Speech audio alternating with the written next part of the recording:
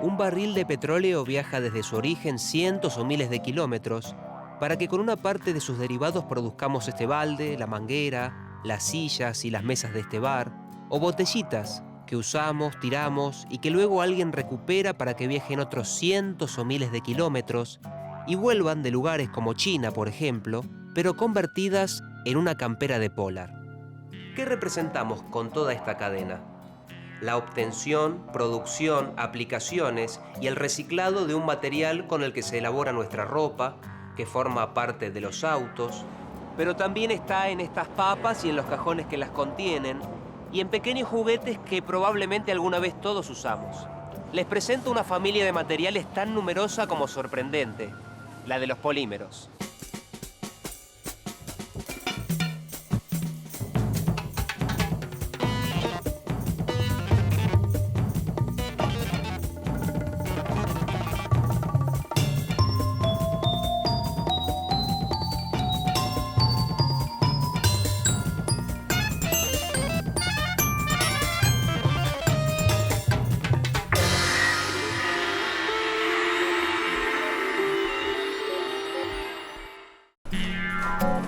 El supermercado es un lugar ideal como muestra de la variedad de objetos que el hombre produce.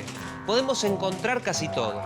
Y todo lo que vemos, todas las cosas que existen, están producidas por sustancias a las que llamamos materiales. Uno de los 4 grupos principales es el de los polímeros, que a veces confundimos o minimizamos llamándolos simplemente plásticos. Los plásticos son polímeros, pero los polímeros incluyen mucho más que los plásticos. La familia de los polímeros se divide en 5 áreas principales de aplicación. Una es la de los materiales plásticos, que se utilizan para fabricar infinidad de objetos, envases para alimentos y bebidas, artículos de limpieza, bandejas, útiles escolares, recipientes, gran variedad de juguetes y todo tipo de artículos descartables. Otros integrantes de la familia de los polímeros son las gomas y los elastómeros. Los encontramos en suelas de calzados, pelotas y partes de automóviles, como alfombras, neumáticos, mangueras o burletes. Gran cantidad de fibras también son polímeros. Seguramente muchas de nuestras prendas tengan distintos porcentajes de este tipo de fibras, que revolucionaron la industria textil. El nylon es la más conocida. Otras áreas de aplicación son las de los recubrimientos superficiales, como las pinturas, los barnices y las lacas. Y por último, los adhesivos instantáneos o la cola vinílica de carpintería.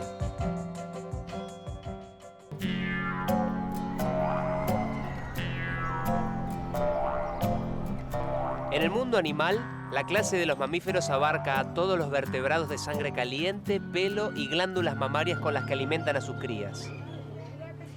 Y en el mundo de los materiales, ¿qué característica en común poseen los pertenecientes a la familia de los polímeros? Para entenderlo tenemos que hablar de moléculas, pero en el caso de los polímeros estamos hablando de moléculas con una característica especial. Son gigantes. Los polímeros están compuestos por moléculas de cientos de miles de átomos. Por su gran tamaño se las llama macromoléculas o moléculas gigantes. Estas moléculas están formadas por la unión de otras moléculas, que reciben el nombre de monómeros, y van formando la estructura de la macromolécula, como los eslabones de una cadena. Polímero deriva del griego poli, muchos, y meros, partes o segmentos. Muchas partes. Una forma de recordar cómo se componen esas macromoléculas. Y hay algo en común entre los polímeros y nuestra piel u otros tejidos de nuestro cuerpo. Es el carbono. Los átomos de carbono establecen con facilidad enlaces dobles o triples, entre ellos o con átomos de otras especies, y dan lugar a gran cantidad de moléculas orgánicas simples, los monómeros. Los monómeros pueden reaccionar entre sí y generar nuevas moléculas más grandes. El átomo de carbono tiene la particularidad de poder unirse a otras 4 especies químicas por medio de enlaces. Esto hace posible la formación de macromoléculas. Las macromoléculas de carbono no solo dan origen a los polímeros. Muchas de las moléculas que forman los tejidos de los seres vivos, como las de los músculos y la piel, son también macromoléculas de carbono. Además del carbono, otros elementos pueden formar estructuras macromoleculares, como el silicio y el fósforo. A las macromoléculas formadas por esos elementos se las llama polímeros inorgánicos.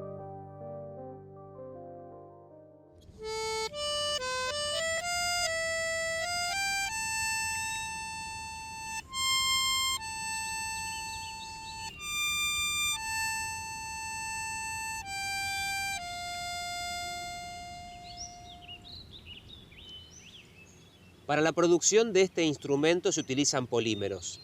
Y los polímeros, como todo material, tienen su historia. Una historia que se remonta a siglos pasados y a distintas civilizaciones unidas por la producción de una misma fábrica. La naturaleza.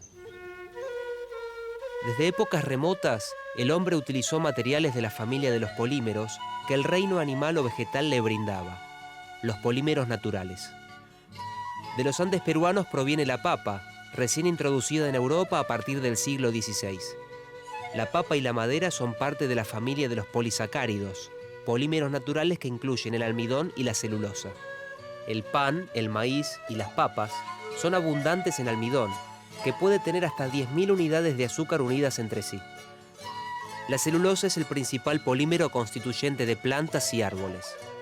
Las fibras vegetales necesarias para la producción de papel están compuestas por largas cadenas de celulosa. Hoy, en casi toda nuestra ropa, empleamos una forma de celulosa, el algodón, que se utiliza desde hace unos 7.000 años.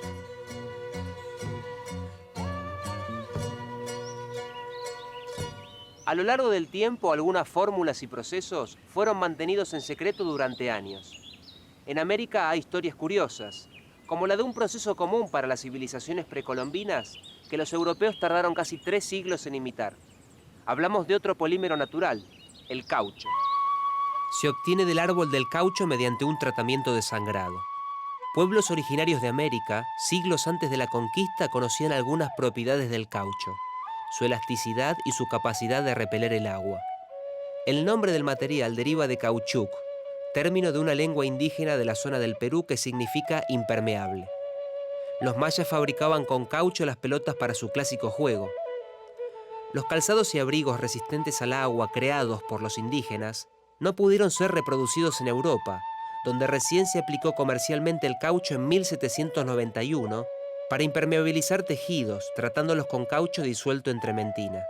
Pasaron casi 300 años hasta que los europeos consiguieron lo que los indígenas habían logrado siglos antes de la conquista.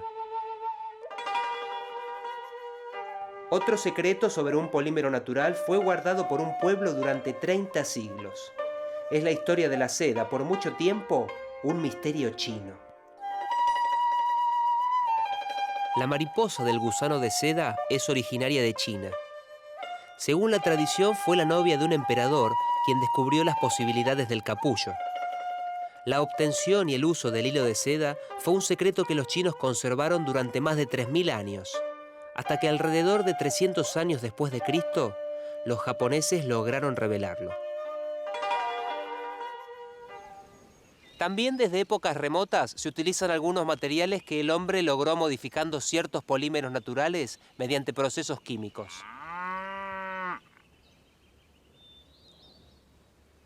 Son los polímeros artificiales, cuyos orígenes podemos encontrar en la prehistoria.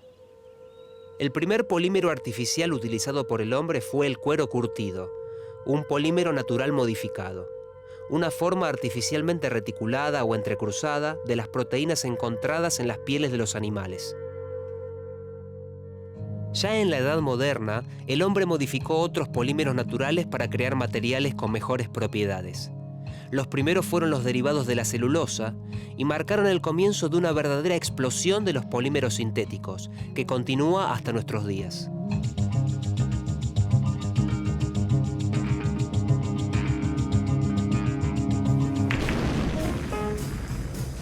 Pequeñas explosiones también fueron provocadas por la creación del primer polímero artificial moderno. Fue en 1860. Se buscaba un material que reemplazara al marfil en la fabricación de las bolas de billar. John Hyatt, un joven impresor de Albany, desarrolló un método de procesamiento a presión de nitrato de celulosa tratado previamente con alcanfor y con disolvente de alcohol. Obtuvo un material duro y brillante que podía moldearse al calentarlo. El problema fue que cuando las bolas de billar hechas con este material colisionaban, se producía una pequeña explosión como la de un petardo, debido a la naturaleza explosiva del nitrato de celulosa, de composición similar al TNT. El nuevo producto se llamó celuloide y es un buen ejemplo de cómo un material desarrollado con un objetivo concreto pronto encuentra que sus aplicaciones se multiplican notablemente.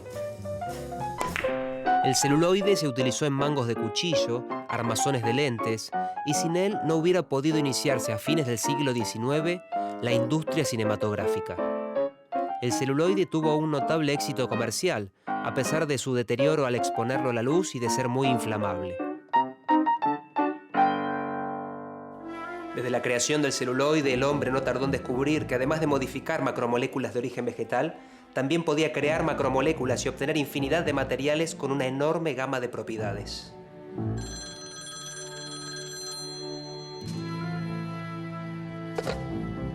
Nacían los polímeros sintéticos.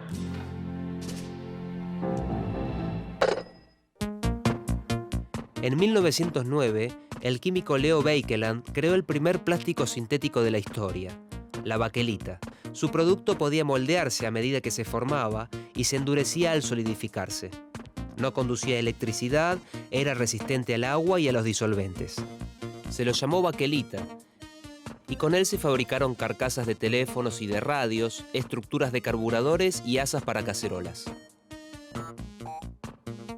Los resultados de los primeros plásticos incentivaron la búsqueda de otras moléculas sencillas que pudieran enlazarse para crear polímeros.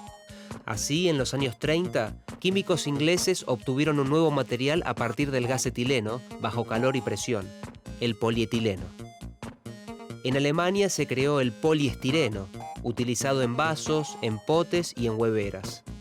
Al poliestireno expandido lo conocemos con el nombre de telgopor.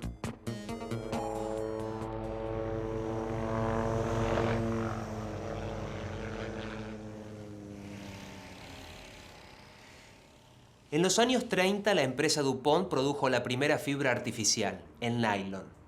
A fines de esa década estalló la Segunda Guerra Mundial y la aviación se convirtió en un factor decisivo en el desarrollo de un conflicto bélico. ¿Qué relación hay entre estos hechos? Bloqueos, territorios ocupados, países que dejaron de comercializar entre sí, provocaron en ambos bandos la reducción o ausencia de muchas materias primas. Esta situación obligó a los gobiernos a promover la industria del plástico, que rápidamente se dedicó a desarrollar materiales sustitutos. Los poliésteres se utilizaron en la fabricación de armamento y varios tipos de cauchos sintéticos se produjeron en grandes cantidades. El nylon cobró una extraordinaria difusión y su primera aplicación se destinó a la producción de los paracaídas para las Fuerzas Armadas norteamericanas. Y así, el nylon jugó un papel importante en una guerra que en gran medida se decidió en el aire.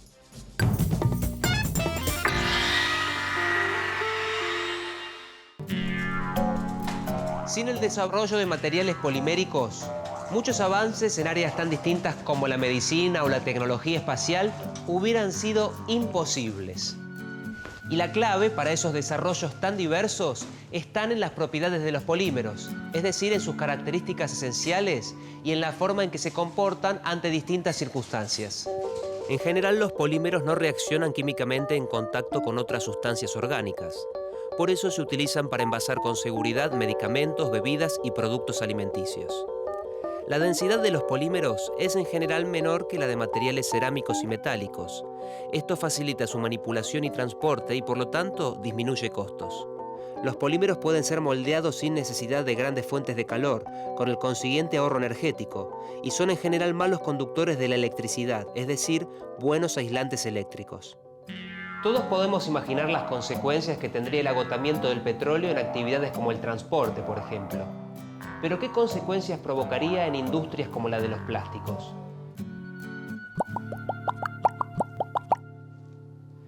Podemos responderlo nosotros mismos viendo cómo se fabrica un polímero. Las macromoléculas orgánicas sintéticas con las cuales fabricamos los plásticos requieren de moléculas de carbono más pequeñas, que en un 90% provienen del petróleo. De cada barril de crudo, solo un 3,3% se destina a la industria petroquímica, y de allí surgen los monómeros para producir los polímeros. La variada estructura química de esos monómeros determina en gran medida la estructura de las macromoléculas, que a su vez determinan las propiedades de los polímeros. La obtención de un polímero a partir de moléculas más pequeñas se denomina polimerización. Es un proceso que involucra reacciones químicas en las cuales se forman las macromoléculas. De acuerdo a cómo se realice la polimerización y el conformado de la pieza, los polímeros se clasifican en dos grandes grupos: termoplásticos y termoestables. ¿Qué tienen en común una bolsita de supermercado como esta, de unos pocos gramos de peso, con un contenedor tan seguro como para transportar combustible? Ambos están compuestos por el mismo material, el polietileno. El polietileno es el termoplástico más utilizado, económico y de mayor producción en el mundo. El polietileno de baja densidad es un sólido más o menos flexible según el grosor, liviano, buen aislante eléctrico y de gran resistencia mecánica y química. Se utiliza como film para embalaje, bolsas de supermercado, prótesis, tuberías y revestimiento de cables. El de alta densidad, de mayor resistencia química, térmica, impermeabilidad y dureza, se utiliza en la construcción y para fabricar prótesis, envases, garrafas y contenedores de agua y combustible. Como plástico de uso masivo, está homologado para estar en contacto con cualquier clase de alimento. También son termoplásticos el nylon y el polipropileno. Se los denomina termoplásticos debido a que son deformables a temperaturas altas. De esta manera se convierten en un líquido viscoso y se solidifican al enfriarse. Tienen una estructura molecular lineal o ramificada y entre sus propiedades mecánicas se destacan la elasticidad y la resistencia a la rotura y el impacto. El polietileno es uno de los polímeros termoplásticos que posee las más diversas aplicaciones, como esta maceta, la manguera y el balde que tengo a mi lado. Una de las razones de su versatilidad es que puede moldearse casi en cualquier forma, extruirse para hacer fibras y soplarse para formar películas muy delgadas. Pero ¿cómo se conforman las piezas de los polímeros termoplásticos? En general, los polímeros termoplásticos llegan en forma de pequeñas esferitas de plástico o pellets a donde serán conformadas las piezas. Los dos procesos principales de moldeo son la inyección y la extrusión. El moldeo por inyección consiste en inyectar un polímero en estado fundido en un molde cerrado a presión y frío a través de una compuerta. El material se solidifica en ese molde, que luego se abre para sacar de la cavidad la pieza moldeada. El molde es la parte más importante de la máquina de inyección, ya que es el espacio donde se genera la pieza y se cambia con facilidad para producir distintos productos. La versatilidad de piezas que permite este método hace que sea utilizado para objetos tan distintos como los famosos bloques de encastre infantiles, componentes de automóviles y hasta de aviones o naves espaciales. En el moldeo por extrusión, el polímero fundido es forzado a pasar a través de un dado o boquilla por medio del empuje generado por el giro de un husillo en una cámara llamada cañón. El material polimérico es alimentado por medio de una tolva en un extremo de la máquina y debido al empuje se funde, fluye y mezcla en el cañón. Luego se obtiene con un perfil geométrico preestablecido.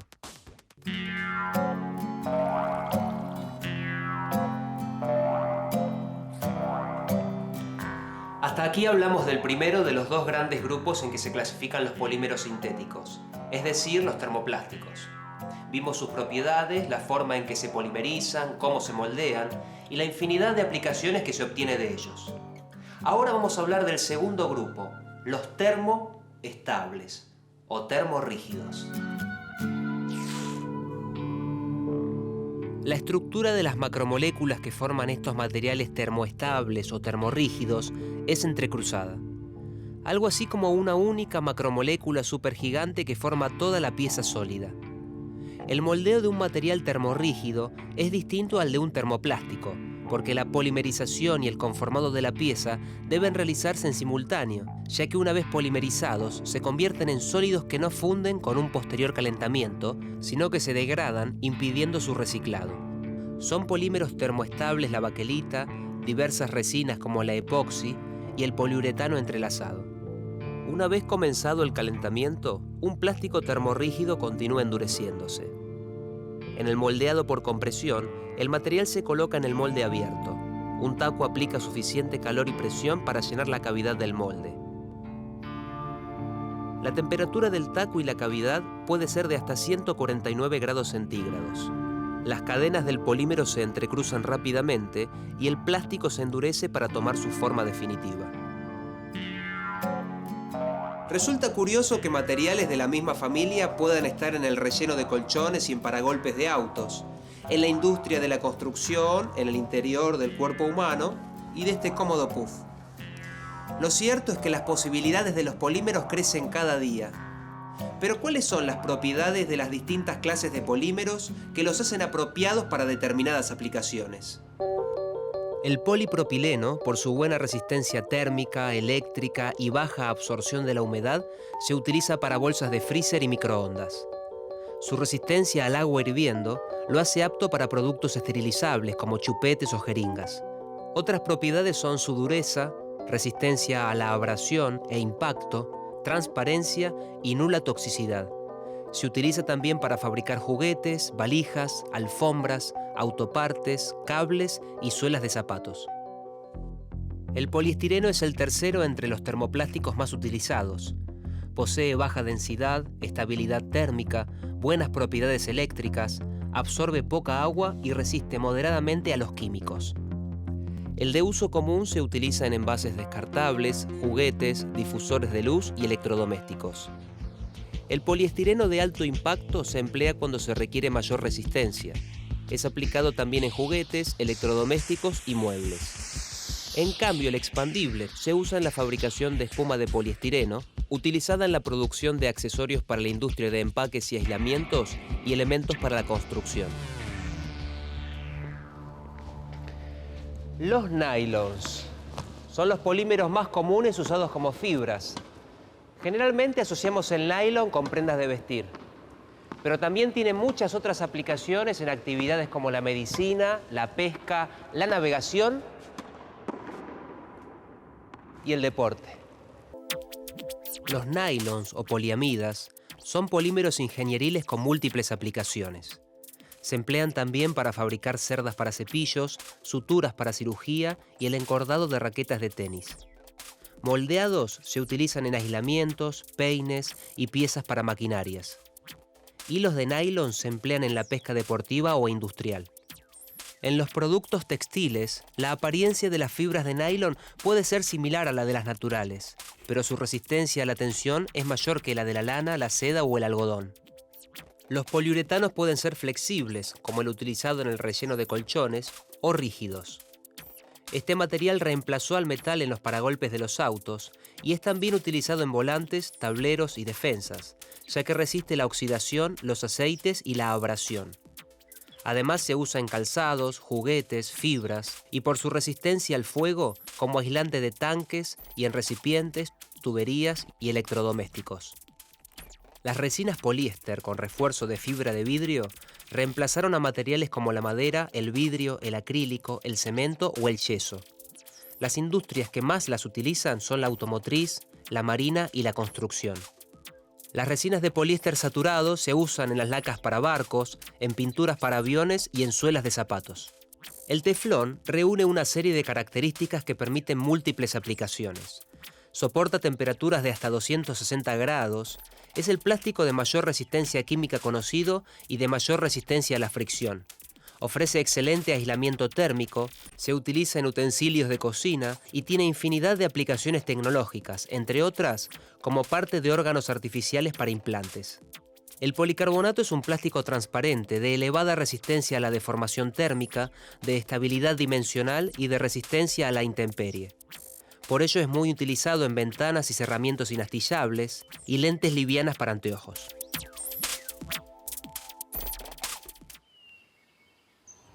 Arañas. un nombre común para más de 34.000 especies. En las arañas se esconde un secreto. Revelarlo evitaría problemas de contaminación y además ahorraría fortunas. Por eso en distintos laboratorios, investigadores en el área de los polímeros intentan descifrar ese enigma. Al producir sus telas, las arañas utilizan agua. Sin embargo, el hombre, al producir nylon, utiliza solventes orgánicos tóxicos. El uso de estos solventes implica su posterior incineración, o más frecuentemente su reciclado, purificación y ubicación final, lo que eleva sus costos. Las arañas tejen sus telas a partir de soluciones de polipéptidos en agua. Estas soluciones pasan a través de la glándula hilandera de la araña y son extendidas para formar las telarañas. Lo extraño es que una vez que se han formado, estas telarañas ya no son solubles en agua.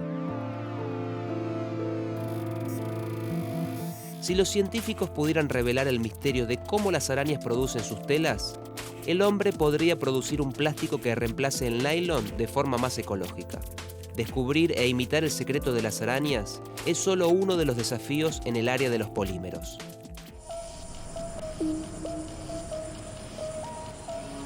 Hacia donde miremos, se encontrará la presencia de algún polímero llevada a aplicaciones de uso cotidiano.